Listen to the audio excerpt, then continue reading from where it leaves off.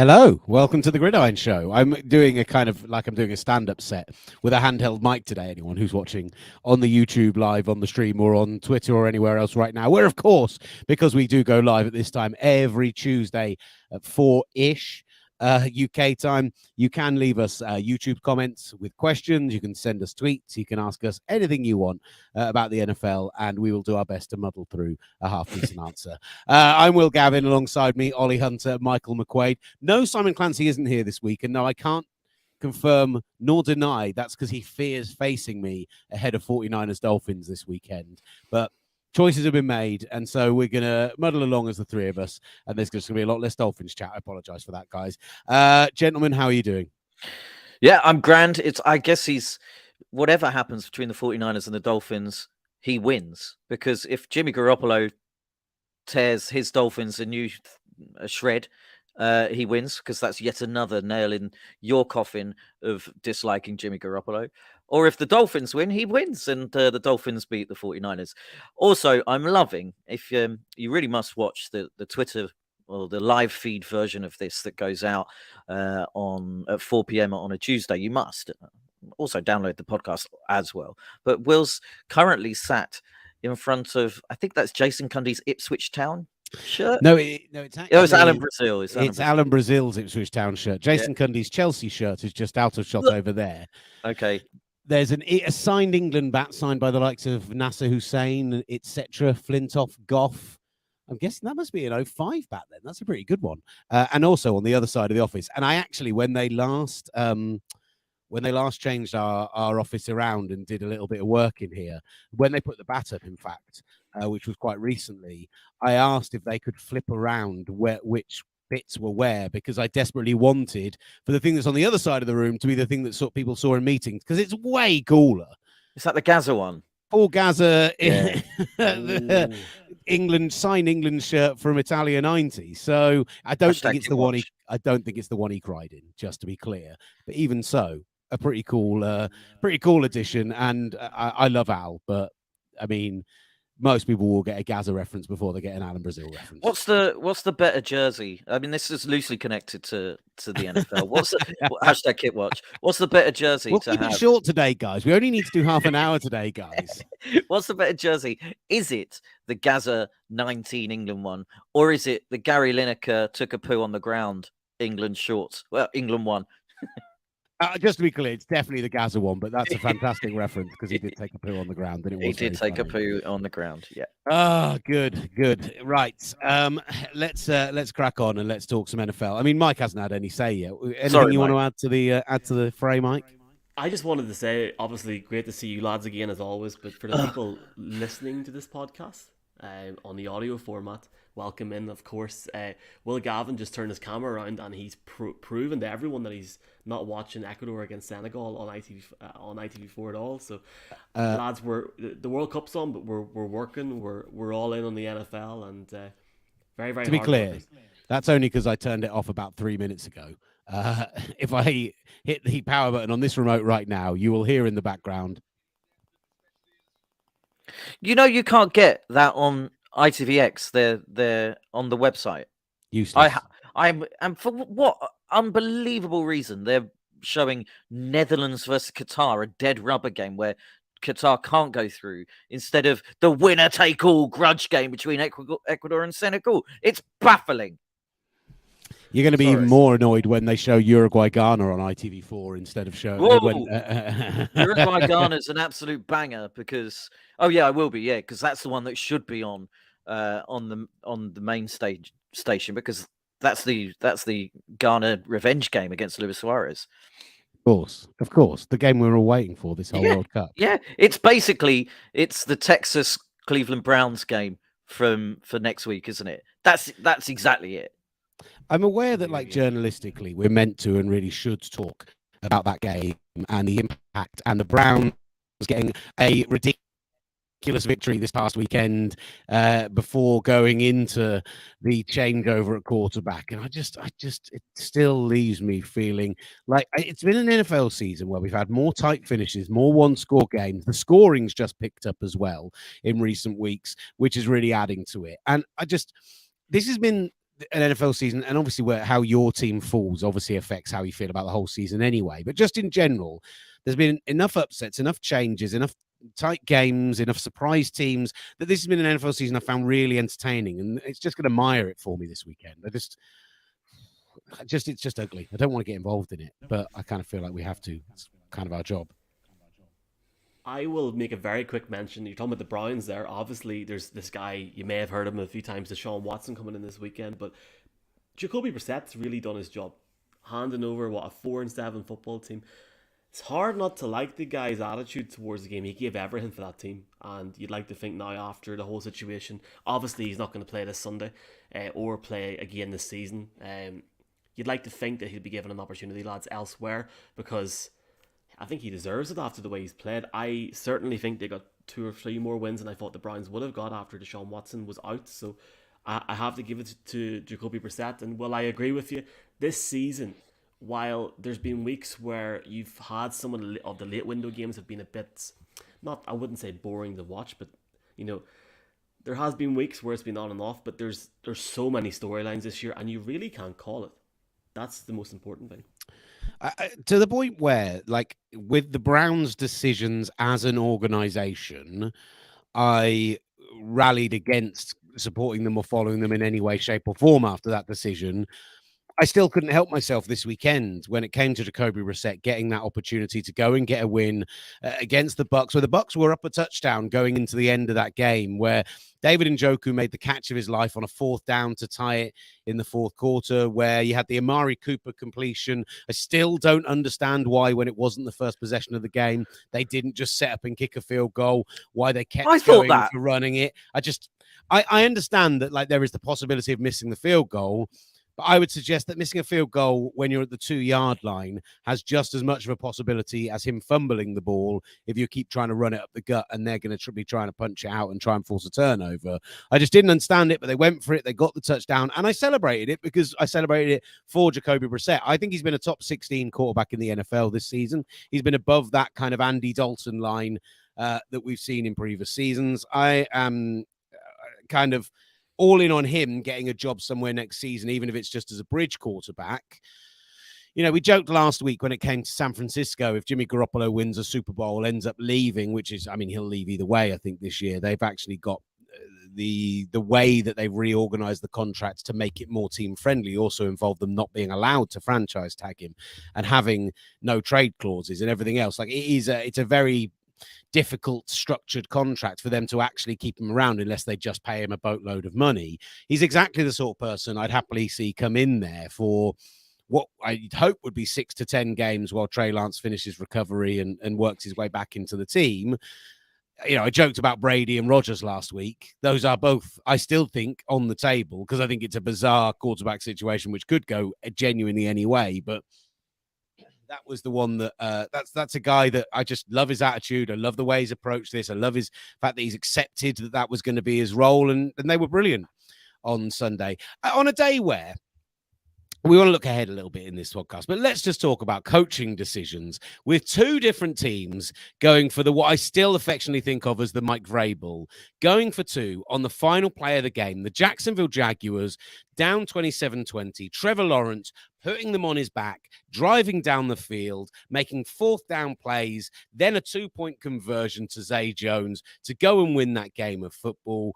And it came as the Chargers went out and did the exact same thing. And I'm just like, that is so rare to see teams. It feels like the exact right point in the season where it should happen, where teams like the Chargers, where they're sat at 5-5, where they're looking at the AFC above them, they're looking at teams like the Jets winning games, where they're looking at teams they're not going to go and win the AFC West at this point. So they need to win games to get in a wild card spot, not be going to overtime, tiring their players out. So they made the right decision. And for them to both come off and for them to both be converted just added that extra drama this weekend. And I loved it. Yeah, 2 things on that. The Chargers are really dispelling this Chargers being a charging it, having that thing where they don't get over the line. It's the 4th comeback in the 4th quarter this season to win a game, which is incredible, really, because that's just not in their DNA. Well, it is now. And also, Trevor Lawrence, how good has he looked since definitely since, I'm going to say it since London. He's looked so good, looks really poised, throwing really good balls into tight windows, making the right decision of when to keep the ball, when to throw it away, the bit of the game management as well, putting the team on his back. I've been super impressed with his development and sort of his rise. It's you rarely see a quarterback figure things out throughout a season or through the season. You know they either get injured and come back a bit better, or it's the off season or whatnot. But this is actually during season. There was some accuracy issues at the beginning of the year. Some of those have gone now, and we're seeing him developing into the guy that everyone thought that they would draft. And now if Travis Etienne doesn't get injured, if they had slightly better weapons around him, and I know he's getting the most out of a pretty poor receiving group, he's doing a really good job. And I think Chip Kelly should be praised for what's going on there. To come back just to Justin Herbert, it's amazing how much one play can make a difference, or one moment can make a difference, because the letter on Herbert was actually that he'd had 3 or 4 opportunities this year to go and win a game in the fourth quarter and had consistently thrown an interception. He'd done it 3 times previously this season. And when Zaven Collins picked him up over the middle, picked him off, and it looked like as kind of blatant a bad call as possible, and then the play ends up getting reversed ended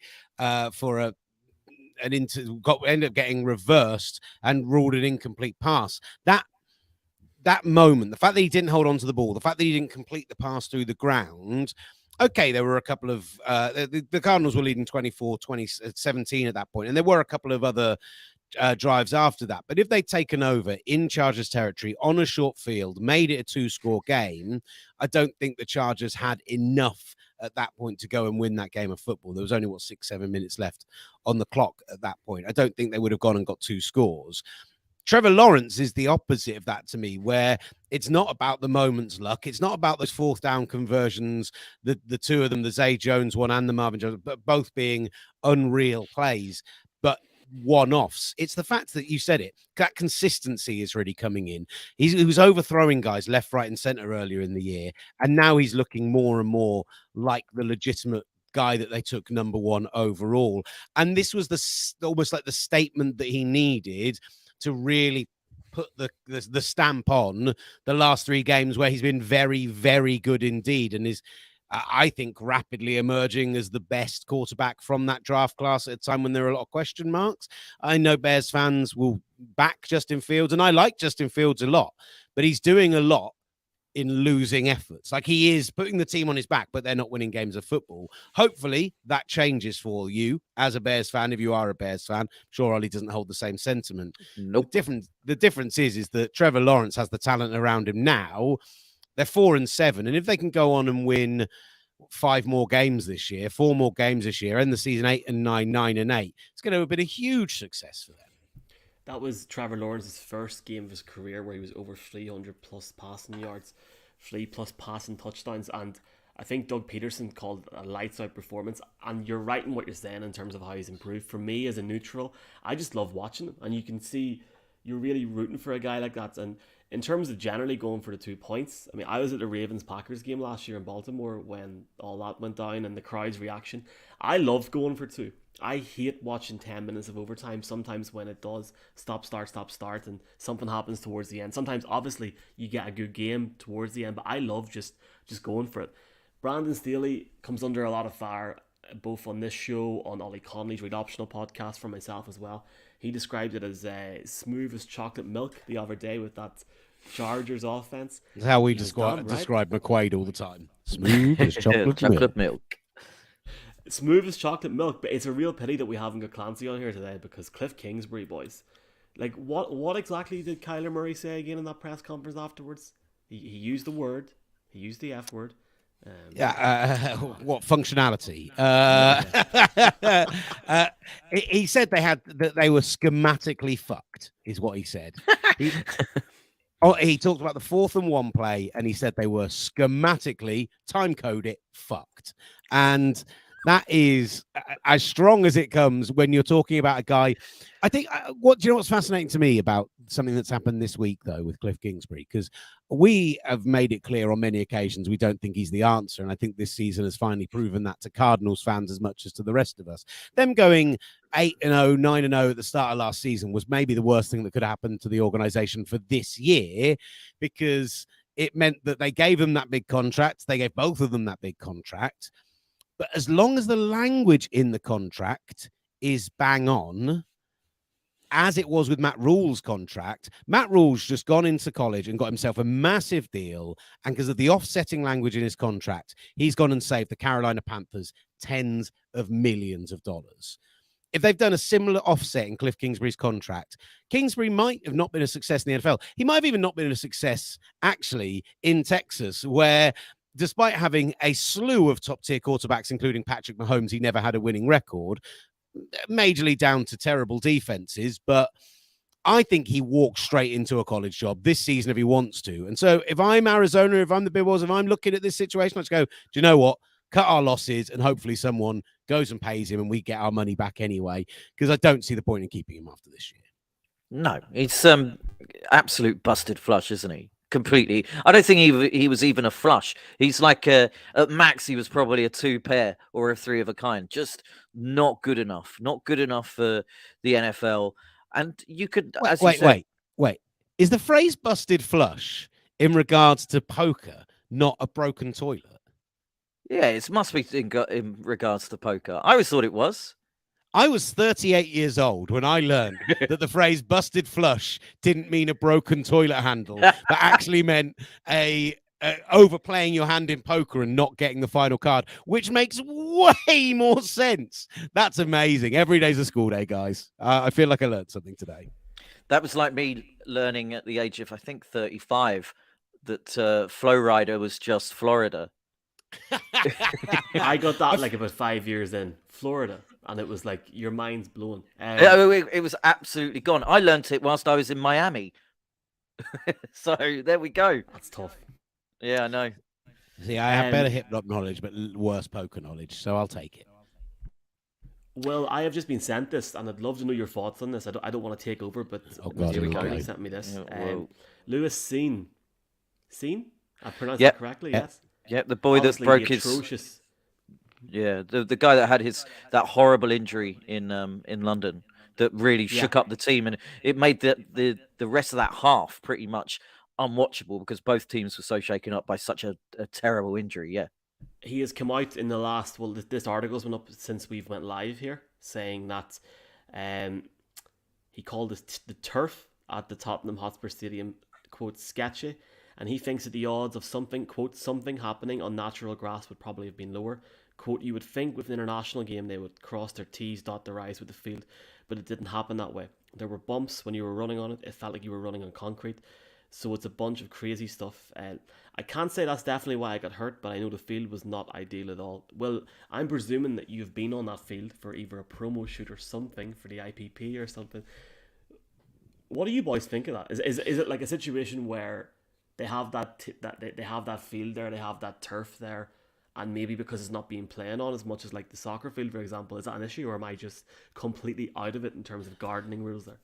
No, you are absolutely right. The grass or turf argument is becoming a real argument, and actually more and more players are pushing for all grass fields in order for NFL for player safety. Now, there are lots of places where it's basically just not tenable. You know, in Minnesota, not only is it freezing cold outside, but they need to have some kind of 5G situation because it's a totally encased stadium. Similarly, you know, Indianapolis in theory could do is it Schalke who have got the stadium, the grass that goes underneath and outside and goes and gets to grow. But most places don't have the ability to do that. And it's the reason Tottenham have that kind of turf field instead of a natural grass field is because it sits there underneath the stadium grass, waiting to be used twice, maybe 3 times a year. But Pete Carroll talked about earlier this month, players have been tweeting about it.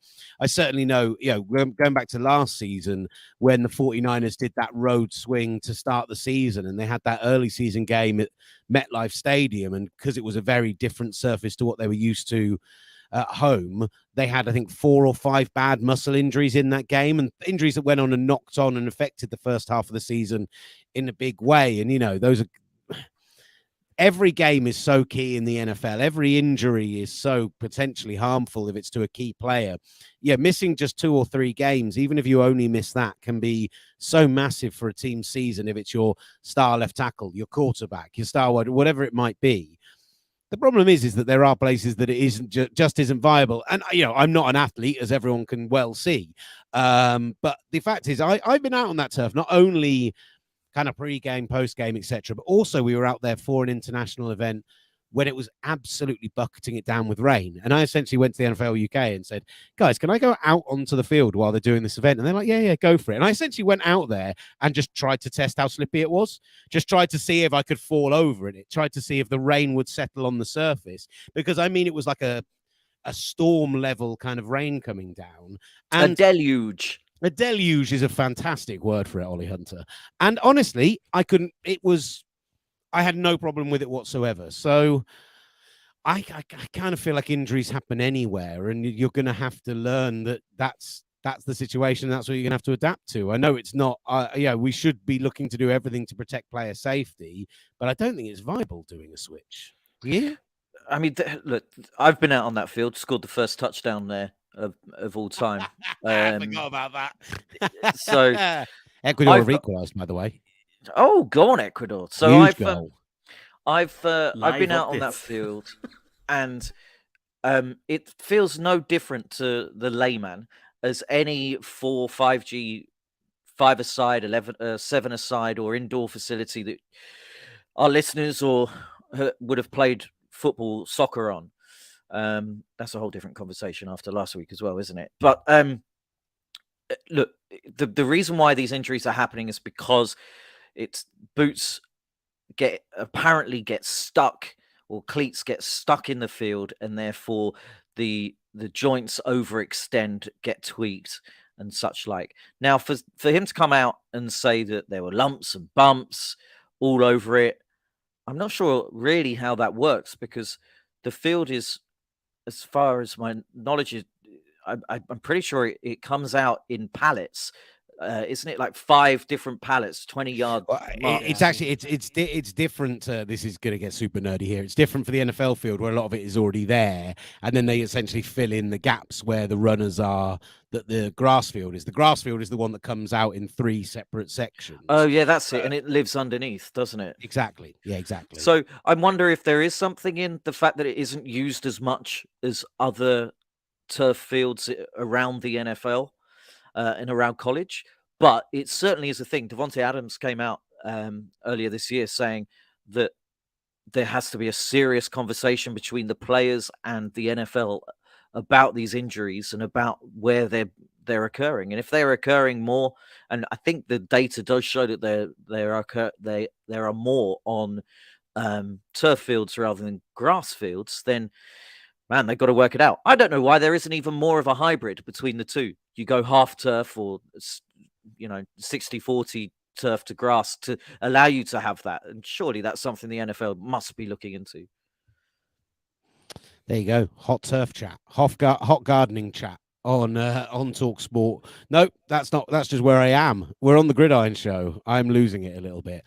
JT messages saying, okay, call me silly, but why don't they just paint the NFL markings on the real grass at Tottenham? The NFL field is only used twice a year. Well, it's a valid question, JT. The point is that they want to avoid the NFL using the grass. They've seen what it's done at Wembley previously, and admittedly, the one occasion it was really bad at Wembley, there was that England game that was like 3 or 4 weeks after, and everyone pointed at the NFL, ignoring the fact that the NFL came like 4 or 5 days after they'd had an Anthony Joshua fight there, and actually the field was ruined before the NFL turned up, and the NFL just made it worse. Like, they just didn't leave enough of a gap. The problem is when you're playing Premier League football there, and I think Bayern Munich will experience this, when there isn't a World Cup and 5 weeks for that field to recover, it takes a long time for that grass to recover if they're going to be playing just, you see modern day football pitches are like, they are like carpets. They are these most beautifully, they're like, they're like greens. They are unbelievably well kept. And so That's why they did it. And actually, with the number of false fields in the NFL, they probably felt safe doing it. And now it's become increasingly a player safety issue. So there we go. By the way, Senegal 2-1, just in case anyone cares. Go on, Senegal. Look, great goal. Also, I don't think the NFL can win in this because the amount of people that slag off playing on soccer fields when they think it clearly affects the two teams that play on it because they're not used to playing on a soccer field. The Seahawks and the Bucks seem to struggle, and people really, really laid into the Bayern Munich stadium groundkeepers for the way that field played, and they've been doing so with Wembley for years. So I don't think the NFL can win, but the Players Association are a very vocal group, and it wouldn't surprise me if we see some sort of action maybe in the coming years. Julio Jones said it at the end of that Munich game, and I'll just say that and I'll move on. But he was very vocal. He was like, "Yeah, I'd like to play on natural turf." I would understand why you'd want to. I totally am all for it. Right, we're going to have a couple of topics before we round off the show this week because it has been a rambling fun bag so far. Coming up, we're going to talk about Thursday night football. The Bills and the Patriots both obviously played on Thanksgiving last week, so not a traditional short week Thursday night football. Looks like it could be a barnstormer. But before we get to that, let's talk MVP chat. We are into this. Well, we are almost into December. The next time NFL football is played will be in December. You might be December when you're listening to this. I'm going to go around the room. I'm going to ask about MVP at this point in the year. Olly Hunter, I'll come to you first. Yeah, I'm going to go Aaron Rodgers. Oh God! I'm not sure that it's actually that close at the moment. I think it's Patrick Mahomes, and by a distance. And you've got to factor in everything that he's had to deal with in his star wideout leaving at the beginning of the year, getting in three or four new wide receivers, then that being a rotating cast at pretty much every. I'd love to see the stats. Something I should have looked up, but I don't think he's had a full set or the same set of wide receivers in Mecole Hardman, Juju Smith-Schuster, Marcus Valdez-Scantling. The only constant has been Travis Kelce, which, I mean, is an amazing constant to have. But I'm not sure it's that close between anyone else and Patrick Mahomes. I think Justin Jefferson's been spotty. He'll have amazing games, but then he'll get shut out the next week. Josh Allen, again, those interceptions are creeping back into his game. The only other one, and it depends what happens in the next 4 or 5, 6 weeks, is probably Tua and the way that Tua has been handled. But Tua's not anywhere near a sexy pick as Patrick Mahomes. So I'm leaning very heavily, like the Leaning Tower of Pisa, towards Patrick Mahomes. Ooh. When I saw this on the docket for this week, I have to say, I'll come to you next, Michael, but I did look at it and go, well, it's Pat Mahomes, right? Mike, anything beyond? Yeah, you're right. I put up a tweet on Sunday on the Gridiron social channel saying about Tua and how his performances have improved so much that he should be the MVP this season, and I got completely murdered for it, so I don't even want to go there anymore. But for me, it's, no, go there. It's funny. Well, I was going to say it in case Simon Clancy was on this show just for a laugh and just for the crack, as my wife puts the Christmas tree on in the background. Thank you very much for that. Somebody that will be smiling at Christmas, though, is Jalen Hurts. The step that he has done from this year to last year, and the way that this Eagles team... That's a good point, Mikey. That's a good point, Jalen Hurts. Sorry to interrupt. Yeah, no, 157 yard rush, 157 rushing yards this past weekend. And actually, there were a couple of turnovers in there, which kept the game closer for Green Bay. But Jalen Hurts undoubtedly has that. that big improvement, and in most seasons would be in the MVP race, and I totally agree with it. Tua Tagovailoa, another one. I know he was pulled at halftime last week, or like had one drive in the second half, and then was pulled with them 30 points up against the Texans, which I'm totally all for them doing. They shouldn't be out here to bolster Tua Tagovailoa's stats. Yep. I think what a lot of people will end up looking at on it, his third down stats are unbelievable, and his completion stats are amazing, and he's undoubtedly emerged in a way that there were so many question marks going into the year about him. He's done everything he needs to do to prove that he can be a long-term viable option there. But a lot of people will look at the scheme and look at the way that the guys like Tyreek Hill and Jalen Waddle are so often open, and the way that guys like Trenton Sherfield and the tight ends there are making a difference as well. I actually think the other name that I think is interesting, because it's funny because we look at it, and there was a lot of talk about Josh Allen and Jalen Hurts in particular prior to the last 2 or 3 weeks. And with both of them, it's because they've had a bit of a drop off, both in the team's performances and results, and also in their personal performances. I think Josh Allen, the elbow clearly causing him a problem, as much as he got that big strike to Stephon Diggs to go and win them the game. Prior to that, he did look uncomfortable a number of times in the game, and there were some throws that he would desperately want back. One guy, and I'm going to give my Pat Mahomes speech in a moment, but one guy who I just want to mention over the last 3 or 4 weeks is Joe Burrow, who has been absolutely sensational 3 games in a row for Cincinnati at a time when somebody said on air this weekend, they said, the O-line's really stepping up in recent weeks. I don't think it is. I think Joe Burrow, without Jamar Chase, is being forced to get the ball out quicker, make smarter decisions, not turn the ball over. And I think he's been absolutely brilliant. I think it's probably come a little too late in the season, and they'll want to see the consistency all the way across, and barring a Mahomes injury or something. But I think now that they are doing a top 5 vote for it for the first time ever, I would be stunned if his name isn't up in that top 5. So what's your 5, Will? In any order, after Patrick Mahomes. Okay, so Mahomes, right now, Tua, Hurts, Burrow, Justin Jefferson. That's my 5 right now. I have to put in here and say this. If the Eagles continue and only lose 1 or 2 games, and Jalen Hurts continues to maximize his performance in terms of where he is at the minute stats-wise, I feel that he has to be in that conversation. I understand the whole Mahomes talk. I get what you're saying about Joe Burrow. Olly Connolly's done a piece this week for the Read Optional on that. His second half of the 12 weeks so far has been superb. My top 5 at the minute would be Joe Burrow 5th, Josh Allen 4th. Ooh, I don't want to get in trouble here. I don't want to get in trouble, boys. I'll say Mahomes first, Jalen Hurts second, and I'll be controversial and say, who's third? Who have I not used? Tua. Tua's third. So you've gone Justin Jefferson, yet he's behind Tyreek Hill in total yards. Yeah, because Justin Jefferson is, and look, Tyreek Hill is unreal and maybe deserves to be part of the conversation. A wide receiver's never won the MVP award, and I'd be amazed if came anywhere near to it. I think both of those two look like they will pass the 2,000-yard mark this season. Jefferson will do it with a lot more touchdowns if he does do it, and also with being more important to the Vikings, which is, it is the most valuable player award. I still, don't get me wrong, think Tyreek Hill is incredibly important to the Dolphins' success this year, and it's 1A and 1B. But for me, Tyreek Hill is a game breaker. He's a cheat code. He's all that other stuff. But for me, Justin Jefferson is the best non-quarterback in the NFL this season. I think he might be the best non-quarterback in the NFL, full stop.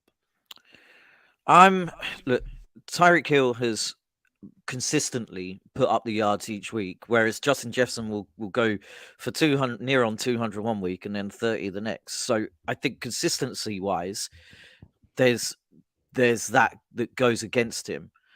But I mean, we are pretty much splitting hairs when it comes to that.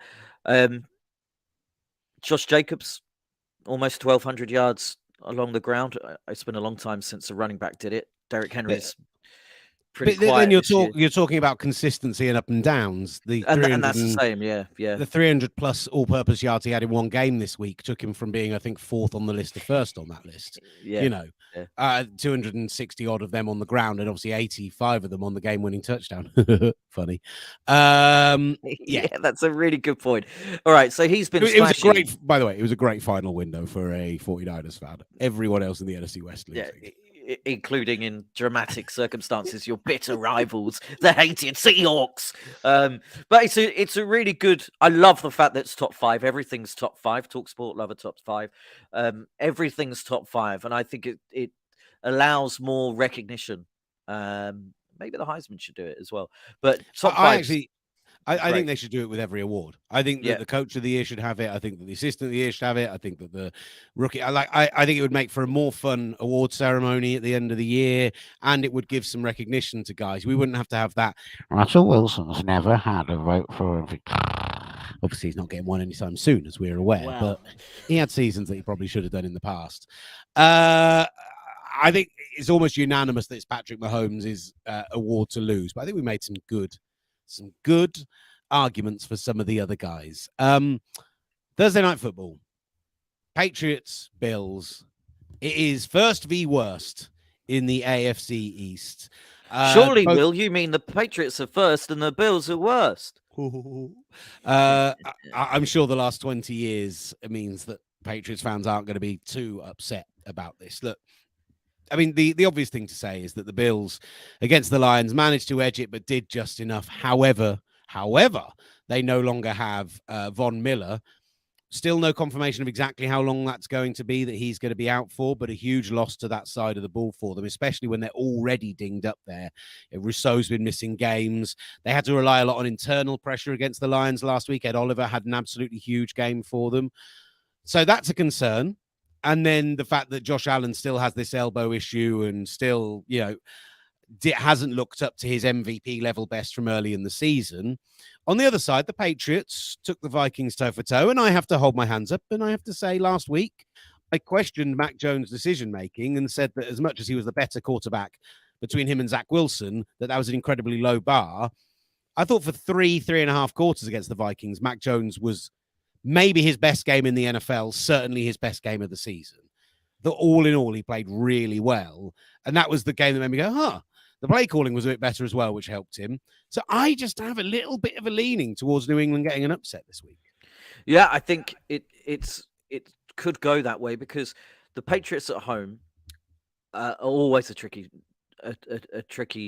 team to come up against. And then you factor in the fact that it's a primetime game. Bill Belichick loves to be in the spotlight. I think he's actually been quite annoyed that the Patriots haven't been so much in the spotlight. And it was a really good and well schemed performance that they just ran out of steam on Thanksgiving. I think I'm leaning towards the Patriots upset as well. Buffalo Bills had looked a little sketchy. I think a big win last week to get them over that sort of being away from Buffalo hump, but they're going away from Buffalo again. I like the Patriots here. A couple of things. Well, yeah, look, it's been a while for Patriots fans. It hasn't been too long since we're playing in the primetime game, but it's been a while since, we're always used to these primetime games in Foxborough and Gillette Stadium with Brady, and we had that big one last year whenever the Bucks came to town and it was all this big hype. Look, lads, all I need is 5 to 6 points, or 5, 6, 7, 8 points, whatever is needed. Josh Allen and the Bills on Thanksgiving, the way they came back, was it 24 seconds against the Lions, was superb. And I think some of the throws made by Allen on that drive was just amazing. The combination, the partnership that he has with Stephon Diggs is just, it's a joy to watch. You have to give it to the Patriots. Last week, I think it was 350, 60 passing yards from Mac Jones. Far more efficient on the offense. The Bills have got a bug where there's 4 or 5 players sick at the minute. Obviously, Will, you mentioned there about Von Miller for me. Buffalo was averaging around 27, 28 points a game on the offense, whereas the Patriots have been quite good on the defense. They're letting only letting in just under 20 points a game. So it could be one of those ones where it's tight. I think Allen, genuinely, I think the Bills just come out on top and they find a way to win. A team like the Bills has to win if they want to keep going for number 1 seed in the AFC, and they find a way in this game. But it could be one of the better games on Thursday night this year. And for me, that would like to go to bed early and wake up and see it, I'm very tempted to watch this live. Genuinely. By the way, we've gone through the whole show without mentioning the most irrelevant game of all time, primetime game, and it was last night. I thought about I still haven't watched it. I thought about this as I went to bed. I went to bed at around about 1 o'clock, and there was no part of me that wanted to stay up and watch it. And I thought to myself, I wonder how many people will be watching this on Sky or Game Pass, or on Channel 5. I reckon it will be the lowest amount of ever for Monday Night Football. There's loads of Steelers fans in the UK. So, they're shite, aren't they? They really are. I have the notifications and everything on a Monday and a Thursday turned off in case I have to go to bed and go into work. And actually, Friday I'm working from home. We're getting a new fridge delivered, so I am absolutely. Ooh, you need a new fridge as well. It's too small. Oh, desperately. Oh, our new one's a big, massive 2-door American. Oh, an American style one. Has it got where you can put the thing in and get the water out of it? Or... Mate, it's not only got one of those. Oh, it's got ice. It's got ice. It's a hidden one where it looks like a flat surface, and then the door, if you do a little latch on it, a front panel opens up, reveals the water bit, and then you can open the door in full as well. Oh, man. And then that's instead of the ice maker isn't just one that you put the thing under, where you put the water and get ice out of it. Yeah. There's actually an ice maker in the freezer, and there's 2 drawers, one for big ice cubes, one for little ice cubes. Big ice. And it'll just fill it up. It automatically does it. I tell you what, TalkSport are paying you way too much. Oh, this conversation was more relevant than talking about the Steelers order call. I reckon people would have enjoyed it more. One thing. I was going to talk about the game. I was going to bring it up, but I thought I might have some more time towards the end. I was doing my best Jeff Saturday thing. It was like, very good, very good. Yeah, like I said, I turn off the notifications so I don't get the Google notifications with the score or anything. I hate having it spoiled for me when I wake up. And you can tell my level of how much I care about the game based on whether I'm going to watch the YouTube highlights, which are, generally 8 minutes, the 40-minute Game Pass, which I'll download to my phone and watch on the way in out of work, or the 2.5-hour Game Pass. We basically get the whole game. I only really do that if it's Niners or if it's a massive game that I just can't stay up for. This morning, I woke up and I Googled the results. Same. Didn't even bother going to YouTube and doing it. Actually, when I saw the score, I thought, oh, maybe I should have watched that without knowing the score. But I still haven't watched even the short highlights. Yeah. It's not that I don't care about your team, Steelers and Colts fans. It's just I don't enjoy watching them. That's the thing. Yeah. Sorry. Right, I think we can wrap it up then, boys, because Olly's got to go and do some hardcore editing. I'm going to go watch England probably ruin their whole World Cup. And it's going to happen, isn't it? Don't put your thumbs up for that, Michael. Come on. Coming home, boys. England at some point over the next 3 weeks. So yeah, you're a scumbag. Yeah, I think you'll win it. It's all good. And for our international audience, I hope you enjoy the NFL this weekend and the World Cup. And I booed Thierry Henry, and now. Well, he did cheat a nation, so he did cheat a nation, but I don't care anymore. I've stopped caring. Michael's ruined it. Guys, thank you so much. What about Sunday? Sunday. Oh yeah, God, Sunday. We're doing a Gridiron Takeover on TalkSport 2. Yeah, Olly Connolly, Olly Hunter in studio from 5 p.m. previewing all the games, doing them live. It might clash with the England game, by the way, if England top the group. And so if it does, we'll just give you updates on that as well. Oh, Ollie's looking shocked and upset that he said he's going to come in studio. You know what? I would rather watch the NFL than Gareth Southgate's England. But what you can do is if you feel like you want to watch England, then watch England and listen to us on the radio, giving you your red zone updates on the NFL. Red zone on the radio. It does work. Will we ever see something like this in our lifetime ever again? Spain, Germany, for example, on Sunday night, and we had Red Zone on, TalkSport on as well. It's just a mad time. It's a mad time. I can't pretend like I've engaged with the World Cup like I would with a normal one, but I have enjoyed what I have engaged with. So everyone enjoy the games at the World Cup. Everyone enjoy the NFL this weekend. Tweet us your thoughts on anything we've said at Twitter, at Gridiron, at UK Gridiron on Instagram. You'll find us on the TikToks as well. You can find myself, Olly, and Mike all on those platforms. And get in touch. Let us know what you thought of the show. Give us any questions you want. Follow all the other great Gridiron content through the week. The shows with Olly, the Read Optional show, Moore and Connolly, all that stuff as well. Thank you so much for listening. Thank you so much for watching. If that's how you've been consuming it, this has been the Gridiron Show. Love you. Bye.